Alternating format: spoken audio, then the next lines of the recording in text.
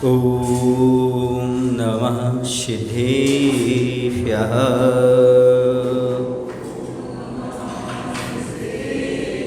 ॐ नमः सिद्धेभ्यः।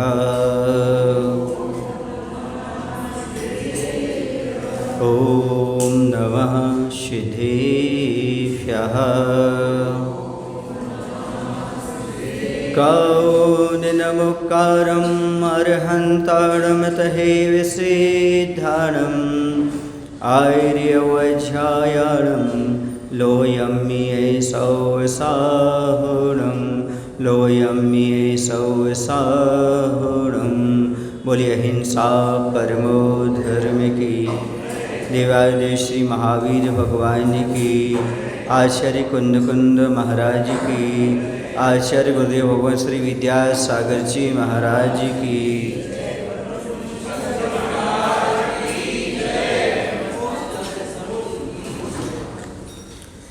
सोना अर्थात धन तौला जा सकता है, इसलिए उसका महत्व ज़्यादा नहीं आंका जाता। धर्म कभी तौला नहीं जा सकता। धर्म की कोई आज तक तुला नहीं बनी जिसे हम तौल सकें। इसलिए संसार में सबसे ज़्यादा महत्वपूर्ण यदि कोई चीज़ है तो वह है धर्म। कभी भी अपने जीवन का लक्ष्य धन नहीं बनाना चाहिए, जीवन का लक्ष्य धर्म होना चाहिए। क्योंकि धन कुछ है, सब कुछ नहीं है, लेकिन धर्म कुछ नहीं है, बल्कि जीवन में सब कुछ धर्म ही है, ये मान कर। इसलिए धर्म को तौला नहीं जा सकता। सोना धन लिया दिया जा सकता है, पर धर्म को लिया दिया नहीं जा सकता। धर्म को मात्र धारण किया जा सकता है। धरती धर्मः, जिसे धारण किया जाए उसका नाम धर्म हुआ करता है। इसलिए धन लेना और देना होता है, बाहर से आता है चला जाता है, लेकिन धर्म बाहर से नहीं आता। धर्म तो अपने अंदर प्रकट करना पड़ता है, अपने अंदर होता है। इसलिए बाहर की चीज़ों का उतना मूल्य नहीं होता जितनी अंदर की चीज़ का मूल्य होता है। इसलिए धन बाहर से आता है, धन का उतना मूल्य नहीं है जितना अपने अंदर के धर्म का मूल्य हुआ करता है। और अपने जीवन में धन से ज़्यादा महत्व धर्म को देने का सोचिएगा, महत्व दीजिएगा। आगे ये बात भी कही कि संगीत जो है वह स्वर है, और स्वर ईश्वर में भी है। ई स्वर ईश्वर तो कहा ये है, लेकिन फिर उसने कहा कि भाई देखो, ईश्वर के बिना संगीत नहीं बनता, और संगीत के बिना न भक्ति कर सकते हो, न पूजन कर सकते हो, और न मन को शांत रख सकते हो। इस संगीत की बहुत उपयोगिता है। संगीत भी जरूरी है, शब्द भी जरूरी है। इस श्रृंगार रस कह रहा है। कौन कह रहा है? श्रृंगार। शब्दों की बहुत ज़रूरत है, और शब्द जो है ना उसी संगीत बनते हैं, स्वर आदि हैं, ये सारे के सारे। इसे उसको अपनाना बहुत ज़रूरी है। क्यों? क्योंकि हमें यदि शुद्ध दशा को प्राप्त करना है तो हमें संगीत की आवश्यकता है, भक्ति की आवश्यकता है। ऐसा सामने वाले ने यहाँ पर अपनी बात रख दी थी कि विदेह बनना हो तो स्वर की देह को स्वीकारता देनी होगी। हे देहन, हे शिल्पिन, हे शिल्पी, तुम क्या करो? शिल्पी, संगीत को, स्वर को अपने जीवन में महत्व दो। पर याद रखना, राग राग है। कुछ लोग वैराग्य भावना भी राग से पढ़ते हैं। कौन सी भावना? वैराग्य भावना भी राग से पढ़ते हैं, बारह भावना भी राग से पढ़ते हैं। कहाँ गए चक्री जिन जीता भरत खंड सारा, लय से पढ़ते हैं। राजा राणा छत्रपति हाथिन के असवार, ये भी लय से पढ़ते हैं। जबकि कौन सी भावना है? वैराग्य भावना को भी राग से पढ़ा जाता है। इसलिए वह स्वर कह रहा है कि देहातीत होने के लिए संगीत की आवश्यकता पड़ती है, संगीत के माध्यम से काम करता है। क्योंकि यहाँ पर शिष्य की बात है, गुरु की बात है, तो यहाँ पर थोड़ी समझने की बात है। तो आगे कहते सुनो, इस पर साफ साफ कहता है शिल्पी का साफ सुथरा साफा, खादी का। शिल्पी ने अपने सिर पर खादी का साफ सुथरा एक साफा पहन रखा है, जैसे पगड़ी कहते आप, टोपी कहते हो। पुरुष और प्रकृति के संघर्ष से खर नश्वर प्रकृति से उभरते हैं स्वर, पर परम पुरुष के नहीं। दुस्वर हो या सुस्वर, दुस्वर हो या सुस्वर, सारे स्वर नश्वर हैं। भले ही अविनश्वर हों ईश्वर परमेश्वरी, परंतु उनके स्वर तो नश्वर ही हैं। श्रवण सुख, हाँ यहाँ पढ़ लेते इतना। क्या कहा जा रहा है कि सुनो, पहली चीज़ तो तुमने जो बात कही, श्रृंगार के मुख से स्वर संगीत की प्रशंसा सुनते हुए, उसकी उपयोगिता, उसकी बड़ाई सुनते हुए शिल्पी का साफ सुथरा साफा बोला। क्या बोल रहा है इस पर शब्दों में? स्वर संसारी जीव और नश्वर पुद्गल के संघर्ष से उत्पन्न हुआ है। जो भी शब्द निकलते हैं वह संसारी प्राणी के द्वारा और पुद्गल के संघर्ष से उत्पन्न हुआ करते हैं, और शब्द भी पौद्गलिक ही होते हैं। संसारी प्राणी और नश्वर पुद्गल यानी जीव आदि है, शरीर आदि है, इसके माध्यम से इनके संघर्ष से क्या होता है, दोनों के जीव और पुद्गल के संघर्ष शब्द निकलते हैं, शुद्ध आत्मा से नहीं निकलते। ये शब्द कहाँ से नहीं निकलते? शुद्ध आत्मा से शब्द नहीं निकलते हैं। इस संसारी जीव, शुद्ध आत्मा मतलब सिद्ध परमात्मा, शब्द है संसारी प्राणी, वो भी आत्मा है, पर संसारी प्राणी और पुद्गल का संघर्ष जब होता है तब शब्दों की उत्पत्ति हुआ करती है। यह शुद्ध आत्मा से नहीं। स्वर, सुस्वर या दुस्वर, सारे स्वर नाशवान ही हैं, ये सारे पौद्गलिक हैं, इसलिए कैसे हैं? नाशवान हैं। ईश्वर परमात्मा भले ही अविनाशी है, किंतु उनसे उत्पन्न स्वर दिव्य ध्वनि आदि तो नाशवानी है, वह दिव्य ध्वनि शाश्वत नहीं है, वह शब्द भी उत्पन्न होते और नष्ट हो जाते हैं। स्वर संगीत जो है वह जो है ना, इसे शाश्वत मत मानो। जो आप शब्द को शाश्वत मान रहे हो, ये पौद्गल है, किसी भी शाश्वत मत मानो। और कह रहे हैं भले ही अविनश्वर हो ईश्वर, लेकिन उनके शब्द तो दिव्य ध्वनि तो पौद्गलिक होगी, नश्वरी होगी। श्रवण सुख सो स्वर में निहित क्यों ना हो, कुछ सीमा तक प्राथमिक दशावे अविनश्वर सुख या का बाह्य साधन स्वर रहा हो, तथापि स्वर ना ही ध्येय न उपादेय, स्वर ना ही अमेय न सदापेय। साधक यह जान ले भली भांति और चिंतन की मुद्रा में डूबता है शिल्पी। साधकों के लिए विशेष रूप से उपदेश दिया जा रहा है और कहा जा रहा है, स्वर संगीत सुनने से जो सुख मिलता है वह प्राथमिक दशा में सुख का बाह्य कारण तो बन सकता है, फिर भी स्वर ही साधना का लक्ष्य नहीं है और ना ही सदा ग्रहण करने योग्य है, उपादेय है। समझ में आ रहा?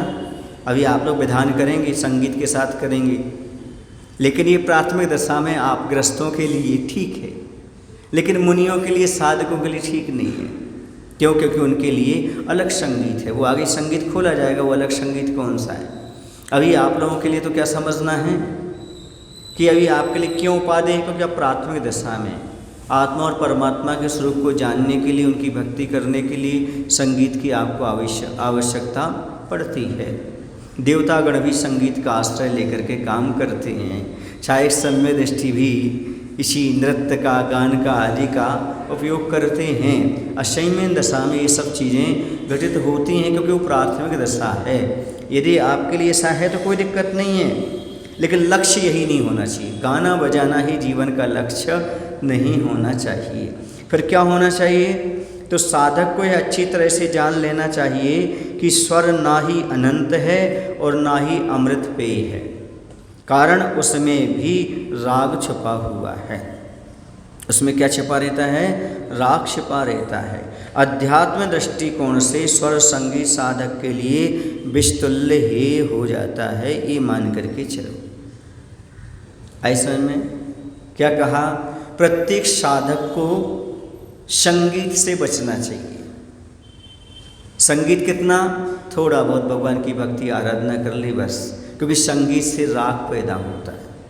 इसलिए संगीत साधकों के लिए नहीं कहा जा रहा है कि त्याग करो, मुनि महाराज के लिए कहा जा रहा है, साधकों के लिए कहा जा रहा है कि अच्छी तरह से जान लेना चाहिए कि स्वर ना ही अनंत है और ना ही अमृत पेय है, कारण इसमें राग छुपा हुआ है। अध्यात्म दृष्टिकोण से स्वर संगीत साधक के लिए एक प्रकार से विस्तुल्य साबित होता है।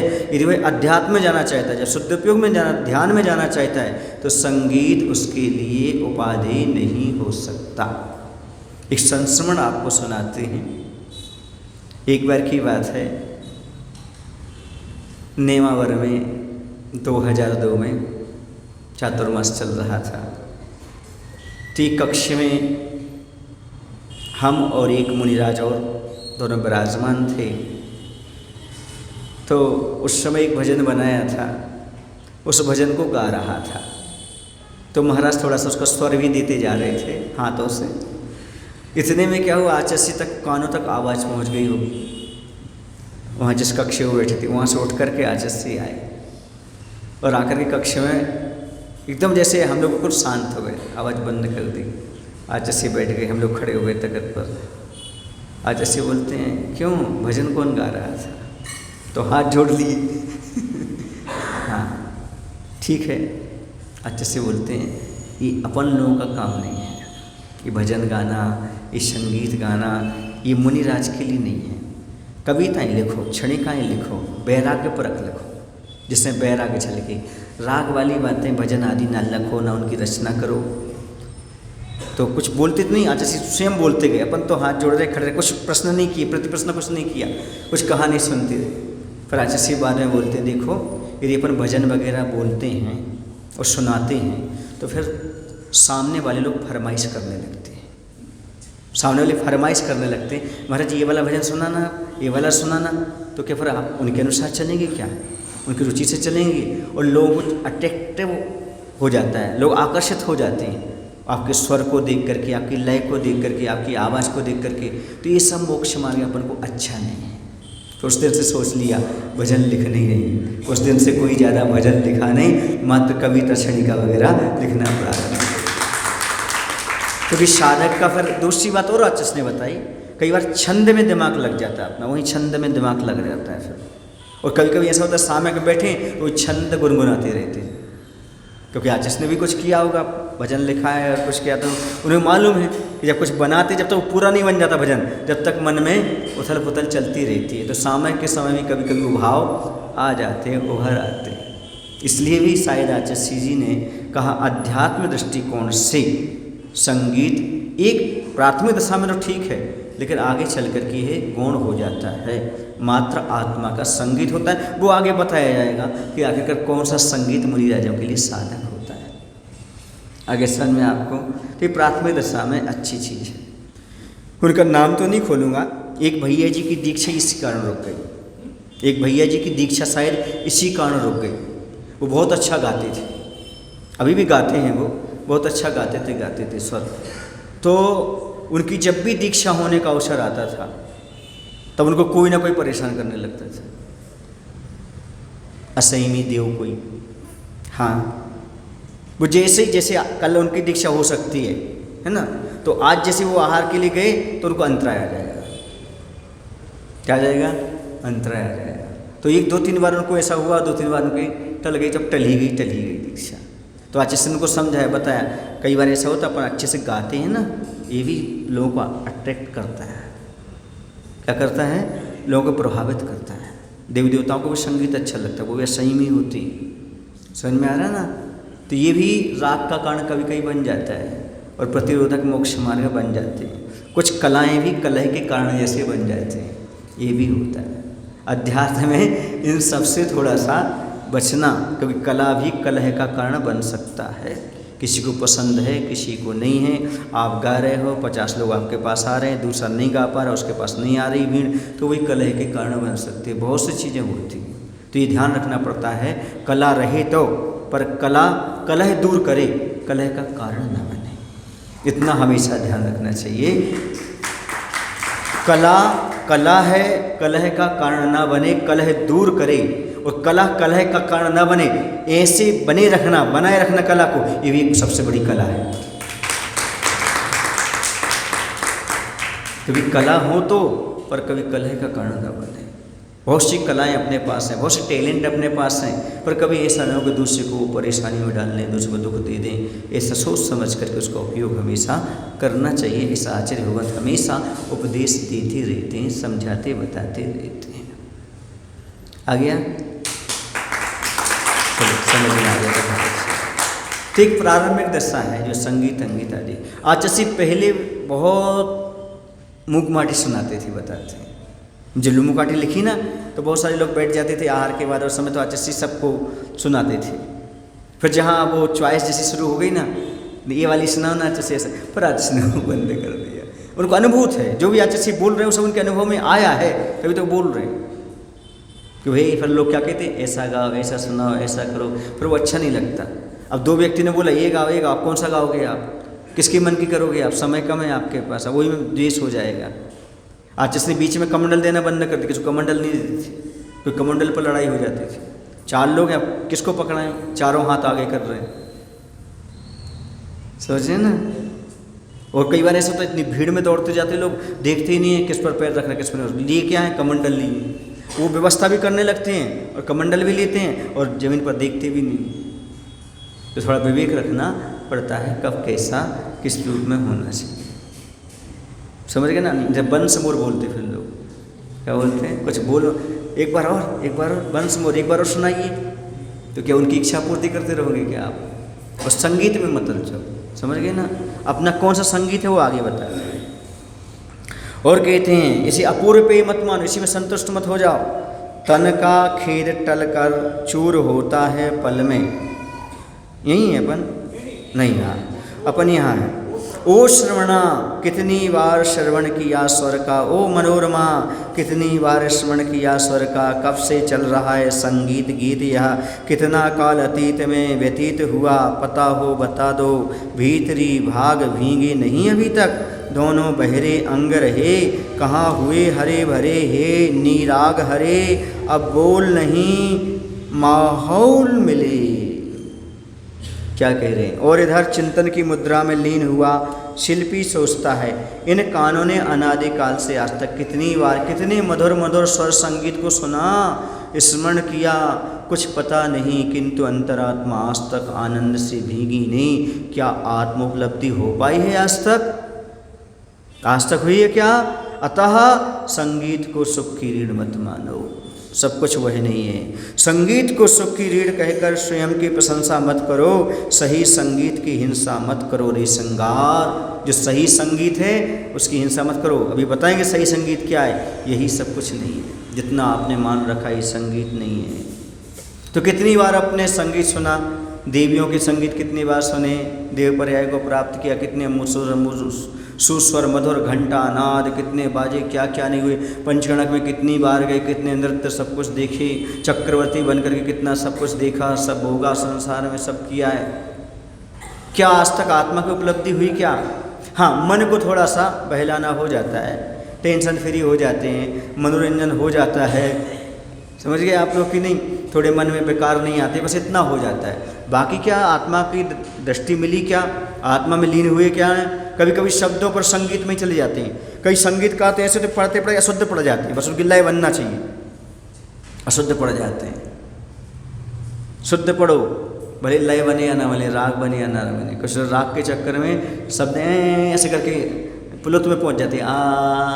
ये क्यों लगाना पड़ता है? शुद्ध उच्चारण ना होने से ये सब पुलुत में क्यों पहुंच जाते? इसलिए पहुंच जाते। पुलुत माने 3 आ का उच्चारण करना, ऐसे बढ़ते चले लय बैठाना ना, वहाँ पर अक्षर खा गए और लय में आ बोल गए तो अशुद्ध उच्चारण हो जाता है कभी कभी बोलते बोलते, समझ गए ना। अब ना करेंगे मन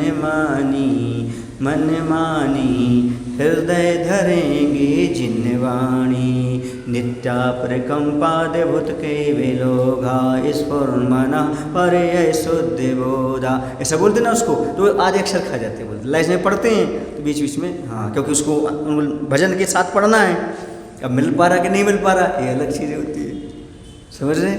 इसलिए शुद्ध उच्चारण होना चाहिए। भजन भी सेट करो लेकिन शुद्ध उच्चारण करो। कौन सा कहाँ सेट हो रहा है, हर जगह सेट मत करो, है ना, क्योंकि आज का ज़माना ऐसे ही है। बुरा नहीं मानना, इस संगीत की ज़रूरत क्यों है? हर घर में आज संगीत है, हर व्यक्ति दिन में 1-2 बार संगीत सुनना चाहता है। इसका कारण क्या है? उसके घर में एक सोफा सेट है, एक बर्तन सेट है, उसके पास हर चीज का सेट है, लेकिन उन सब का मूड अपसेट है। ये संगीत की जरूरत है। और जिसके यहाँ कोई सेट नहीं है, मात्र पीछे कमंडल का सेट है, वो बिल्कुल अपसेट नहीं है, उसे संगीत की जरूरत है। जिसका दिमाग अपसेट रहता है उसे संगीत सुनना पड़ता है, जिसका दिमाग अपसेट नहीं उसे संगीत की आवश्यकता नहीं होती। थोड़ी भगवान की भक्ति कर ली, वंदना कर ली, स्तुति कर ली, बस फ्रेश, फिर शुद्ध उपयोग में गए। शुद्ध आत्मा का ध्यान करो, आनंद ही आनंद, आनंद ही आनंद। वो आनंद अलग ही है, वो संगीत अलग ही है। वो ताली बजाने से नहीं आता, जब कहीं से कोई आवाज़ नहीं आती तब आता है। समझ गए? बीणा के तार साधना पढ़ते हैं, श्रद्धा की तार हों और आचरण की अवलियाँ हों, तब जाकर के संगीत निपजता है। तार के अकेले तार से नहीं होता, श्रद्धा के तारों पर अगुलियाँ चलाइए, आचरण की अगुलियाँ, तब जाकर के वह संगीत निकलता है। रत्नत्रय का सम्य ज्ञान सम्यक छात्र भी वो निकलता है। उसका आनंद अलग ही है। उस आनंद में कोई राग नहीं है, उस आनंद में कोई आकुलता नहीं है, बाह्य वस्तु की जरूरत नहीं है, दो की जरूरत नहीं है, शब्दों को उच्चारण की जरूरत नहीं है। बस कहीं भी एकांत में बैठ करके आलती पालती लगा करके और बैठ जाओ, हाथ पे हाथ रख करके, आंख बंद करके लो, उसका संगीत हो, आनंद लो। तो उसकी बात यहाँ पर कही जा रही है। ये जो हमने सुना आज तक, इससे क्या मिला हमारे लिए? राग ही तो बड़ा है। वैराग कहाँ प्राप्त हुआ? अंतर्दृष्टि कहाँ हुई? अभी तक बाहर में ही चले जाते हैं संगीत से। ये कहा जा रहा है आप मत छोड़ देना संगीत, मतलब नहीं तो आप भक्ति बंद कर दो, पूजन बंद कर दो। वो उस समय अध्यात्म दृष्टि से कहा जा रहा है, जब तुम्हारी मुनि दशा आ जाए तब कह रहे हैं, या सामयिक में बैठना हो तब। बाकी तो आपके लिए सबसे उपादेय वही है, क्योंकि उसके बिना तो आपका ध्यान लग ही नहीं सकता। सावक का सबसे ज़्यादा ध्यान लगता है तो एक दान में एवं दूसरा पूजन विधान में। 2-2 घंटे भी खड़ा रहेगा, वो दान देता रहेगा और पूजन विधान करता रहेगा। सबसे ज़्यादा यदि मन लगता है गृहस्थ का तो 2 काम में लगता है। एक लगता है मुनि महाराज को दान देने में, 1-1, 2-2 घंटे तक वह दान दे सकता है, खड़ा रह सकता है, मन बनाए रख सकता है, मन को स्थिर रख सकता है। और दूसरा पूजन विधान में, जब पूजन करता है तो रोज 1-1 घंटा तो कर ही लेता है, लेकिन विधान हो तो 4-4, 5-5 घंटे भी वह अपना मन लगा लेता है। यही गृहस्थ का सबसे ज़्यादा धर्म ध्यान होता है, तो वह मात्र मुनि दान और पूजन विधान में हुआ करता है। इसलिए जैसे बन सके उस वैसे धर्म ध्यान करना चाहते हो तो अच्छे मुनियों को दान दो और पूजन विधान करो। लेकिन जैसे ही मुनि बनने की ओर बढ़ो, मुनि बनो, पर उस समय ये चीज़ें नहीं चलेंगी। उस समय तो फिर आपके लिए बस थोड़ा सा वंदना कर ली, स्तुति कर ली और फिर जा कर के अपने अध्यात्म ध्यान में प्रवेश करना। समझ आ रहा है ना? हाँ, इसलिए संगीत की यहाँ पर उपादेयता कितनी है ये भी समझ लो, धन की कितनी है ये भी समझ लो, शब्द की कितनी ये भी समझ लो। आज उसने दुनिया में जो भी चीज़ें सबकी बता दी, किसकी कितनी उपयोगिता है, कितनी अनुपयोगिता है। सबका अपना अपना एक स्थान है। अति सर्वत्र वर्जित। अब आगे कहते हैं संगीत उसे मानता हूँ जो संगातीत। अब देखो मुनियों के लिए संगीत क्या है? संगीत उसे कहते जो संगातीत होता है। संग माने परिग्रह, परिग्रह से रहित। और प्रीति उसे मानता हूँ जो अंगातीत होती, अंग से रहित। मेरा संगी संगीत है, सप्त स्वरों से अतीत है। सुन लो भैया, अब यहाँ पर 2 बातें कहीं। संगीत उसे कहते हैं जो परिग्रह से रहित हो, माने किसी का आलंबन ना लेकर के जिसका आनंद लिया जाए। दूसरा, प्रीति उसे कहते हैं जो अंग से रहित हो, अर्थात शरीर से प्रेम तो वासना है, सच्चा प्रेम तो आत्मिक प्रेम है, आत्मिक प्रेम है, जिसे हम आत्मीयता बोलते हैं। एक दिन हमने कहा था कि वही लोग ये मानते हैं कि दुनिया में माँ से बड़ा कोई प्यार नहीं होता जिसने कभी अपने गुरु का प्रेम न पाया। क्यों? क्योंकि गुरु का प्रेम अंगातीत है और उनका संगीत संगातीत है। जो परिग्रह रहित में, वैराग्य में जो आनंद है, जो संगीत है, वो कहीं उपलब्ध नहीं है। जो आनंद है वो कहीं नहीं है। ऐसे अंग से रहित होकर के, शरीर से को उपेक्षित करके जो आत्मा से प्रेम होता, आत्मीयता होती है, उसकी अद्भुत क्षमता है। उसका आनंद आप भव तक ले सकते हो, जब तक मुक्ति ना हो तब तक लेते हो। वो अलग चीज़ है। इसलिए संगीत संगातीत हो और प्रीति अंगातीत हो, फिर देखो आपके जीवन में आनंद ही आनंद हो, आनंद ही। ये है मुनिराजों के पास परिग्रह रत होकर के आनंद ले रहे हैं संगीत का। परिग्रह रहते ही तो आनंद है, कुछ नहीं अपने पास, इसका बड़ा आनंद है।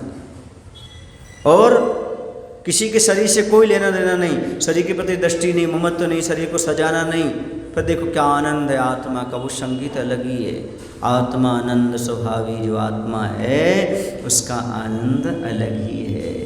लेकिन जब तक संगातीत नहीं होगी, अंगातीत नहीं होगी, तब तक इस संगीत तुम्हें 3 काल में प्राप्त होने वाला नहीं है। इसे पाना चाहते हो तो परिग्रह माने संगातीत हो जाओ, परिग्रह से रहित हो जाओ। अंगातीत मतलब देह की गुलामी से छूट जाओ, तब आपके लिए आत्मानंद प्राप्त होगा। आनंद आनंद स्वभावी, ज्ञान आनंद स्वभावी, उस आत्मा का आनंद हो, ये कहा जा रहा है। परम अध्यात्म ये है कि आत्मा का हम आनंद ले सकें, परम आनंद ले सकें। लेकिन 2 कंडीशन होना पड़ेगी, शरीर वाला प्रेम छोड़ना पड़ेगा और परिग्रह को छोड़ना पड़ेगा। परिग्रह छोड़ दिया, अब क्या बचा? अब शरीर बचा, तो शरीर से ही ममत्व हटाओ। परिग्रह से ममत्व हटा दिया, शरीर से ममत्व हटा दिया, फिर उसके बाद जब गुनगुनाओगे आप तो फिर आनंद आएगा आपके लिए, उसका आनंद अलग होता है। यह भेष दिगंबर ढार खुशहाली का, अरे मजा कहा ना जाए इस कंगाली का। आनंद आनंद संगातीत होने का आनंद होता है। वो आनंद हर किसी को आने वाला नहीं है। ये सप्त स्वरों से रहित है, सा रे गा मा पा धा नी सा, इससे रहित है। संगीत का ज्ञान होना अलग है और संगीत में लीन होना अलग है, और ये संगीत में जाना अलग है।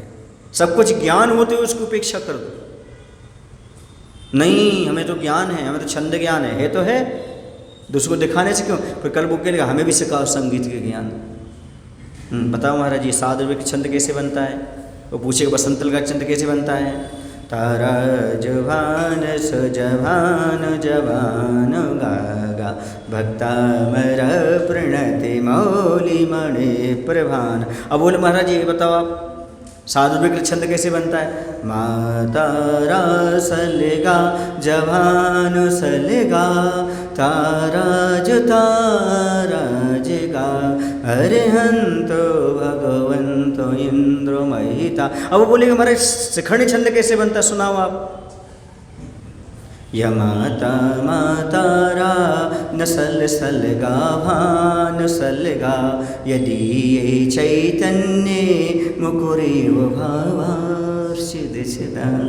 समझ गए ना? वो संगीत उसी में लग जाएगा। ज्ञान रखना अलग है और ज्ञान को बताना अलग है, सिखाना अलग है। ज्ञान रखो, सब छंद का रखो, सारा स्वर रखो, सब ज्ञान रखो, पर ऐसा नहीं कि हम उस सबको उसमें फिर उसी में लग जाओगे, तो छंद विद्या में लग जाओगे। सारा ज्ञान होना चाहिए, कौन सा छंद कौन से वर्ण होता है, कितना मात्रा होता है, कितने यगण होते हैं, कितने गण होते हैं, आदि आदि सारे रखो ज्ञान। लेकिन उसका उपयोग अध्यात्म क्षेत्र में बहुत कम, नगण्य की बात। फिर बाकी अपना अध्यात्म का ये ज्ञान संगातीत भी हो और अंगातीत भी हो। समझ गए? ज्ञान करने में कोई बाधा नहीं है, ज्ञान का कहाँ कैसा उपयोग करना ये महत्वपूर्ण है। शायद तुम लोगों को तो पहली बार मालूम पड़ा होगा कि महाराज को संगीत भी आता है। हाँ तो सब छंद विद्या अपने जैन दर्शन में सारी चीज़ें, कोई कमी नहीं है। तब तो मालूम पड़ जाता कौन सा छंद है, इसमें कौन सी अक्षर कम है, यहाँ एक मात्रा होना चाहिए, यहाँ ऐसा होना चाहिए। ज्ञान नहीं हो तो कैसे मालूम पड़ेगा कि यहाँ पर मिसप्रिंट हो गया या प्रेस वाले की गलती हो गई? मालूम तो पढ़ना पड़ेगा इसका, तब तो अर्थ निकालेंगे। छंद कौन सा है, कैसे छंद बना, कैसे वर्णी है, 19 वर्णी है, 14 वर्णी है, सब मालूम तो पढ़ना पड़ेगा कैसे वर्ण है, तब तो उसका आपको लय बना पाओगे। यति रुकना कितने अक्षर पर, कितने पर नहीं, तब तो आप पढ़ा पाओगे सामने वाले को। तो ज्ञान भी होना बहुत जरूरी है। समझ गए, व्याकरण वगैरह। तो लेकिन ज्ञान का अर्थ ये नहीं कि हमेशा उसी में लगे रहो, नहीं ऐसा। आचार्य ने ये बताया ये पंचम गुण स्थान तक ठीक है। पंचम गुण स्थान मतलब ईलक शुल्लक हैं, आर्यिका माता जी वगैरह हैं, ये लोग विधान वगैरह लिख रहे हैं, कर रहे हैं, सब ठीक, उनके लिए ठीक है। लेकिन अपने लिए तो अध्यात्म होना चाहिए पूरा। क्या होना चाहिए? अध्यात्म। थोड़ा बहुत हो जाए ठीक है, मतलब फिर उसी में उलझ जाते हैं फिर लोग। फिर क्या होता है, फिर वो बजाने वाले आ जाते हैं, फिर आप गाते हैं वो बजाते हैं, लोग आनंद लेते हैं, फिर उसका संगीत के साथ होती हैं कथाएं वगैरह, प्रवचन वगैरह। अध्यात्म वहाँ थोड़ा सा गौण हो जाता है। ये बात अलग है, लोग जुड़ते हैं, आकृष्ट होते हैं, धर्म को समझते हैं, लेकिन अपने हित के लिए आचार्य ये कह रहे हैं कि थोड़ा सा अब उनको अध्यात्म में जाना। फिर वो छंद बनाने में लग जाते हैं, फिर उसी चीज़ में लग जाते हैं, फिर वो हो जाता है। अब इसके बाद कहते हैं श्रृंगार के अंग अंग ये खंग उतारशील हैं, युग छलता जा रहा है और श्रृंगार के रंग रंग रंग ये अंगारशील हैं, युग जलता जा रहा है। इस अपाय का निवारक उपाय मिला इसे आज अपूर्व पेय के रूप में। युग जल रहा है, क्या जल रहा है यहाँ पर कह रहे हैं, तो म्यान से निकाली हुई तलवार के समय, खड्ग उतारशील के समान लोक मानस इसमें छल रहे हैं, ऐसा यहाँ पर कहने का तात्पर्य है। क्या हुआ इसका अर्थ? यहाँ पर ये अर्थ ले लो आप कि भैया संगीत को सुख की रीढ़ कह करके सही संगीत का को समाप्त मत करो, ना ही इससे इसकी प्रशंसा, अपनी प्रशंसा करो। हे श्रृंगार, सही संगीत क्या है मैं तुम्हें बताता हूँ। सही संगीत क्या है तो सुनो। हे श्रृंगार, सही संगीत में उसे मानता हूँ जो पर की अपेक्षा संबंधों से रहित होता है, माने परिग्रह आदि से पर की अपेक्षा नहीं रखता, उससे रहित होता है। सही प्रेम वह है जो शरीर से हट करके चेतन से किया जाता है। मेरा साथी संगीत तो सारे गामा आदि 7 स्वरों से परे स्वरातीत है, सदा चैतन्य स्वरूप आत्मा ही है। श्रृंगार का एक एक अंग तलवार की धार के समान जीवन को नष्ट करने वाला है, शील को, स्वभाव को नष्ट करने वाला है, संसार को धोखा देने वाला है, छलावा है। क्या करने वाला है? छलावा। इसके प्रत्येक रंग में वासना की आग, कौन सी आग है इसमें? वासना की, अंगारशील है ये, रंग रंग में आग है। इसी का आग में संसार जलता आ रहा है। इसी वेदना को दूर करने के लिए एक अद्भुत औषधि हमारे लिए प्राप्त हो चुकी है। आज जिसे पीते ही पल भर में तन की थकान नष्ट होती है और मन की गंदगी भी साफ होती है, ऐसा मेरा साथी संगीत क्या है तो कह रहे हैं वो कैसा है? अपूर्व पेय के रूप में हमें कैसा मिला? अपूर्व पेय के रूप में संगीत मिला। कौन सा? संगातीत, निरालंब, एकांत में बैठ करके वो जो आत्मा से निस्तृत होता है।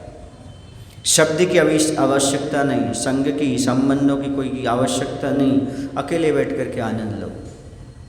साधु ज्ञान रसोई बनावे, आप बनावे आप ही खावे, खात न अघावे, साधु ज्ञान रसोई बनावे। एकांत में बैठ कर के जो साधु परमेशी ज्ञान की रसोई बनाते रहते हैं उसका अलग आनंद होता है। बनाते बनाते, खाते खाते, कभी अघाते नहीं, क्योंकि दूसरे का आलम्बन नहीं, दूसरे का संबंध नहीं। एकांत में बैठ कर के, एकांत निवासिना, एकांत में रह कर के मुनि महाराज जो आनंद का अनुभव करते हैं वो देवता, चक्रवर्ती, इंद्र, हेमेंद्र आदि किसी के ना ही कहो, किसी के प्राप्त नहीं होता है। उस संगीत का आनंद लेकर मन बिल्कुल शांत, तन बिल्कुल शांत, स्वच्छ बैठ जाता है। ऐसा आनंद आता है, अभूतपूर्व आनंद आता है। संसार में राग देशी का संगीत सुनते सुनते थक जाते हैं, जब अंदर बैठ जाते हैं तब लगता है जो अंदर घटाघटी चलती है, जो आनंद आता है, अहो सौभाग्य जो तीर्थंकरों ने सौभाग्यमय दशा में लिया वो प्राप्त किया जा रहा है।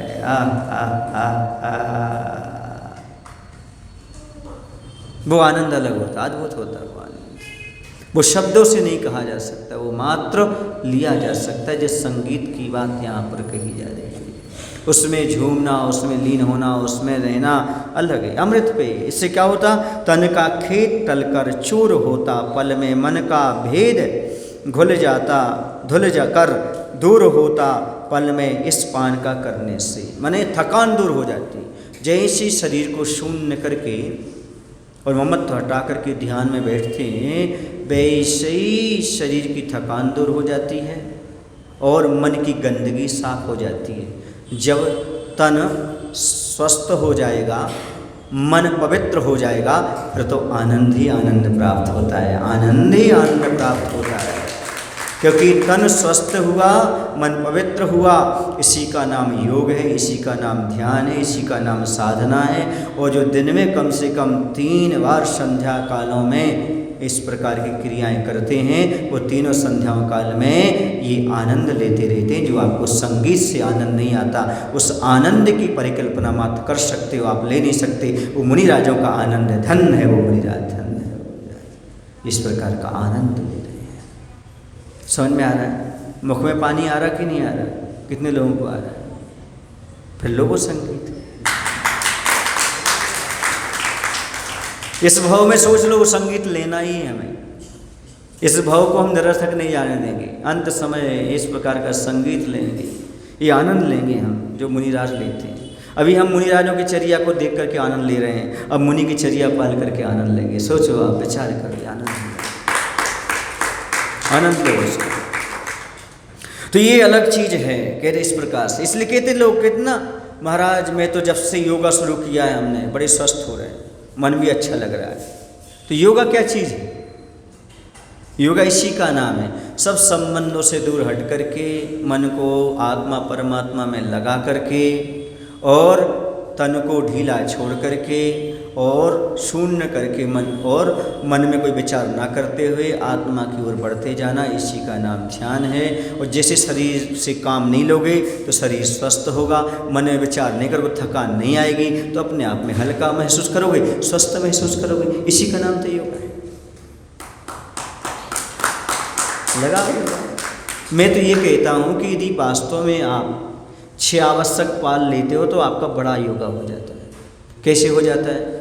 सुबह उठ करके आप स्नान करके जैसे शुद्ध वस्त्र पहन करके मंदिर आते हो, मंदिर आकर के जैसे ही आप खड़े होकर के कायोच्छ्वर करते हो श्वासोच्छ्वास के साथ,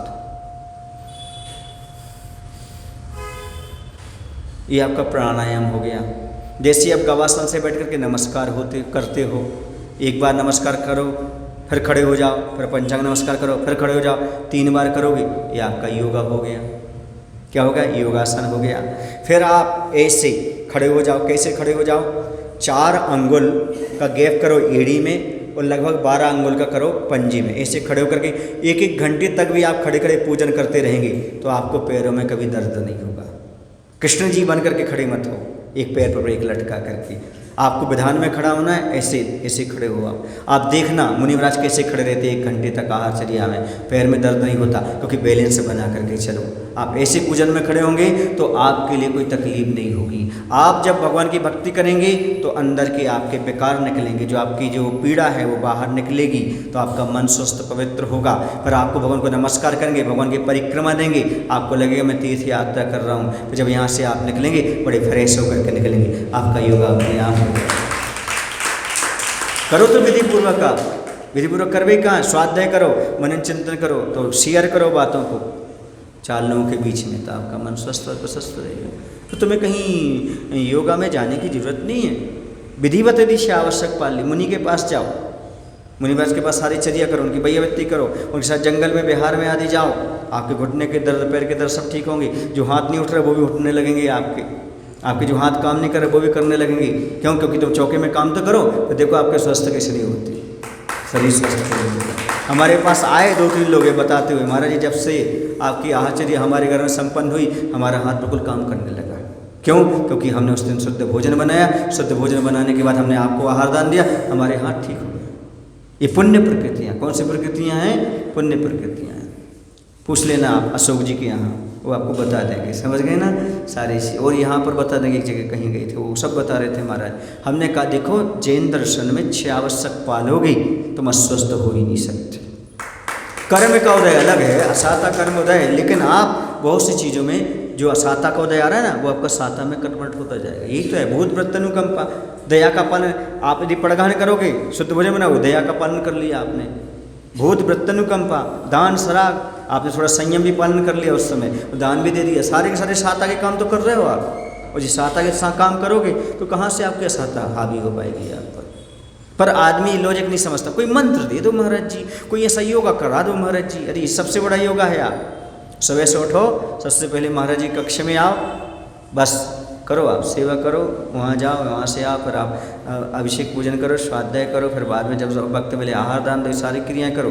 आपका मन लगा रहेगा, आपका तन लगा रहेगा, अस्वस्थ हो गई नहीं, हो गई नहीं। जब भी खाली बैठेगा अस्वस्थ महसूस करेगा। बहुत सारे लोग ऐसे हैं, सिरोंज आदि में बहुत से लोगों के घुटने खराब थे, बुजुर्ग लोगों की भी। हमने कहा एक काम करो हमारे साथ चलो। आप कहाँ? हम चलते हैं निहार के लिए, घूमने के लिए, सुबह जंगल जाते हैं, चलो आप। गए, बोले महाराज आप हम तो घर से बाहर नहीं निकल पाते, अब इतनी कर। हम कहे चलो आप ठीक हो गए, हम आपके चाल से चलेंगे, धीरे धीरे चलेंगे। ले गए, 10 दिन में वो हमारी चाल से चलने लगी और उनके घुटने भी ठीक हो गए। ये क्या चीज़ है? एक पहाड़ेसन है एलोरा में, उनको वो वैसे आते थे, बैठ जाते थे बाजू में, भैया व्यक्ति नहीं करते थे क्योंकि उनका हाथ काम नहीं करता था। हमने कहा करो आप। उनका हाथ इतना तक उठने लगा था, काम करने लगा था। आज भी काम कर रहा हूँ उनका। क्यों? क्योंकि आप भैया व्यक्ति करोगे, पुण्य बढ़ेंगे। इससे बड़ी बात दवाई कौन सी होती है? आप मत मेडिसिन को दवाई मानते, मेडिटेशन को दवाई मानते नहीं।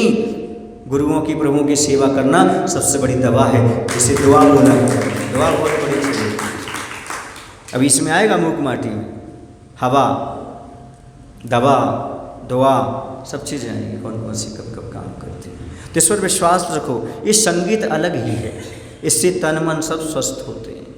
ऐसे संगीत वालों के पास जाया करो ताकि आपको भी कुछ उपलब्ध हो जाए, कुछ प्राप्त हो जाए।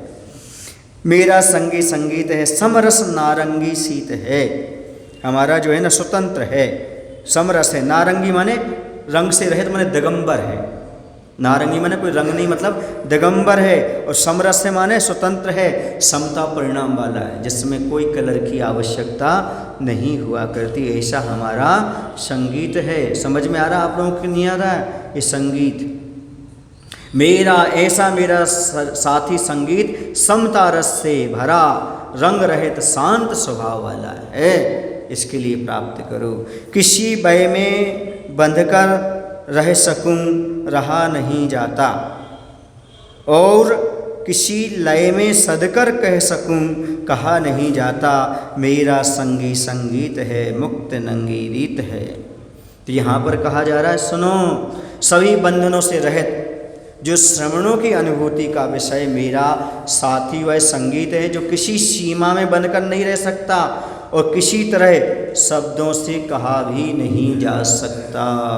मुक्त है वह, सबसे मुक्त है।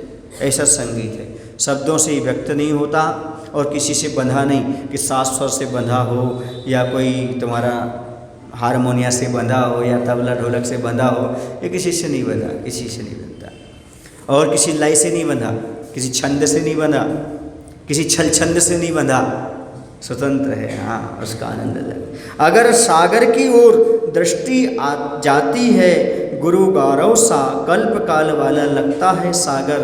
अगर लहर की ओर दृष्टि जाती है, अल्प काल वाला लगता है सागर। एक ही वस्तु अनेक भंगों से भंगायत हैं, अनेक रंगों से रंगायत हैं, तरंगायत हैं। मेरा संगी संगीत है, सप्तभंगी रीत है। हमारा ये है सारे गामा। कौन से 7 नए जो बताए गए, अनेकांत सिद्धांत शाद, ये है मेरा संगीत। देखा आचार्य का संगीत, आचार्य ने क्या संगीत बताया, क्या संगीत होना चाहिए। इनमें ही चलते रहो। कभी आप अस्ति, स्यादस्ति, स्यादनास्ति, इसी में स्वर बदलते रहो, चलते रहो। कभी इसके अपेक्षा, इसके अपेक्षा, इसके अपेक्षा, इसी में स्वर में घूमते रहो, जैसे आप लोग 4 महीने से घूम रहे हो। कभी कर्मकांड के माध्यम से, कभी भक्तियों के माध्यम से, कभी मूकमाटी के माध्यम से, कभी सर्वार सिद्धि के माध्यम से, कभी कहानियों के माध्यम, कभी संस्मरण के माध्यम से। ये तो सब चल रहा है, सब प्रकार से संगीत का आनंद ले रहे हो। कहाँ आपको फुर्सत है गाना सुनने की, कहाँ आपको फुर्सत किस चीज़ सुनने की। जब से आप लोग बेंगलोर में हमारे साथ हो तब तक आपको आनंद ही आनंद आता है। आ रहा कि नहीं आ रहा? तो ये अनेकांत का पान कर रहे, अनेकांत का आनंद अलग ही हुआ करता है। तो कह रहे सुनो, समुद्र की विशालता की ओर देखने पर बहुत गंभीर करोड़ों वर्षों की अवधि के प्रमाण वाला विस्तृत दिखता है, और वह लहर की ओर दृष्टि डालते हैं अपन तो क्षणभंगुर लगता है ना। आ रहा है, मिट रहा है, जा रहा है, मिट रहा है, चल रहा है, ऐसा कल्पकाल वाला भी लगता है। कल्पकाल माने हो गया कितना होता है कल्पकाल? 20 कूड़ा कौड़ी सागर का। तो ऐसा लगता है, समुद्र की गहराई देखो तो, और लहरें देखो तो पर्याय जैसे से लगता है। इसी द्रव्य दृष्टि से देखो तो आत्मा अनंत काल से, और पर्याय से देखो तो अभी कितनी वर्ष की है। इस प्रकार से अधिक 120 तक रहेगा पंचम काल में। तो समुद्र की विशालता की ओर देखते हैं तो बहुत गंभीर करोड़ों वर्षों की अवधि के प्रमाण वाला विस्तृत दिखता है, और लहर की ओर दृष्टि डालते तो क्षणभंगुर पल भर की आयु वाला दिखता है, वही समुद्र। द्रव्य की ओर दृष्टि जाने से जीव का कोई आदि अंत नहीं, पर्याय की ओर दृष्टि जाने पर पल पल जीवन नष्ट हो रहा है। ऐसे ही अनेक भंगों से सहित अनेक गुणों में दिखता छिपता सप्तभंग स्याद अस्ति एव स्याद नास्ति एव स्याद अस्ति नास्ति स्याद अवक्तव्य एव स्याद अस्ति अवक्तव्य स्याद नास्ति अवक्तव्य स्याद अस्ति नास्ति अवक्तव्य की परंपरा वाला अनेकांत धर्म ही मेरा सही संगीत है, यही मेरा सही साथी संगीत है। ये है अनेकांत का आनंद लो, शारवाद पद्धति से चलो। हर वस्तु में अनेक गुणधर्म हैं, उसको स्वीकार करो। अनेक गुणधर्म होते एक वस्तु में, उन अनेक अंतः इति अनेकांतः।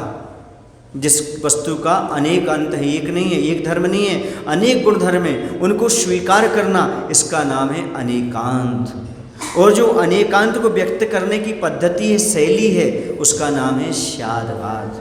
अनेकांत को कैसे प्रस्तुत किया जाए, उस पद्धति का नाम, उस शैली का नाम शादवाद होती है। तो प्रत्येक वस्तु के अनेक गुणधर्म होते हैं।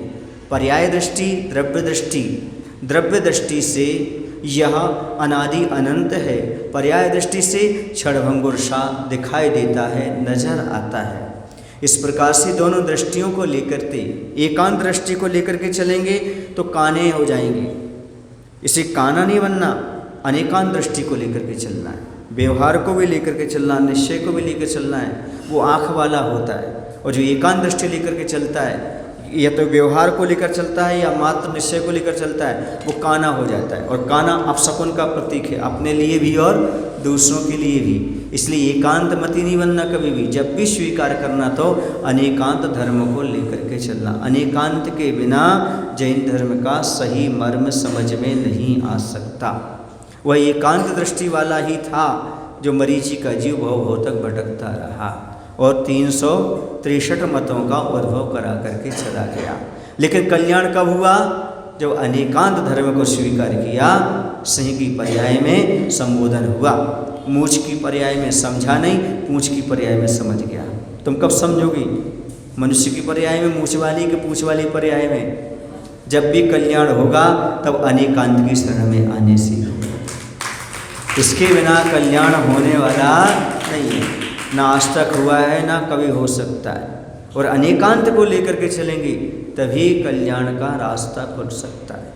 एकांतवादियों का तो मोक्ष का रास्ता बंद ही हो गया है, ये मान के चलो। उनके पास मोक्ष का रास्ता नहीं है, दिखावा हो सकता है। आचार्य कहते हैं एक आँख से देखा जा सकता है पर उड़ा नहीं जा सकता। उड़ने के लिए दोनों पंख चाहिए। एक आँख से देख सकते हो पर एक पंख से उड़ नहीं सकती। ऐसे एकांत दृष्टि से आप वस्तु का अवलोकन कर सकते हो, लेकिन आचरण करना पड़ेगा तो अनेकांत के माध्यम से दोनों को लेकर के चलना पड़ेगा। दोनों पंख होंगे तभी आप आसमान की ऊंचाई पा पाएंगे। एक से नहीं हो पाता है। देखना अलग है, पढ़ना अलग है, अवलोकन करना अलग है, लेकिन आचरण करना अलग है। जैसे पक्षी एक आँख से देख सकता है लेकिन एक पंख से कभी उड़ नहीं सकता, ऐसे ही एक कोई भी आप व्यवहार या निश्चय, एक कोई भी पंख से आप उड़ नहीं सकते। देखना अलग है, स्वाध्याय करना लगे, लेकिन आचरण तो आपको अनेकांत व्यवहार निश्चय दोनों को लेकर के ही होगा।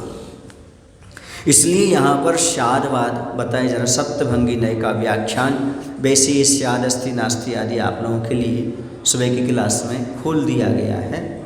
किसी अपेक्षा से वस्तु है, किसी अपेक्षा से वस्तु नहीं है।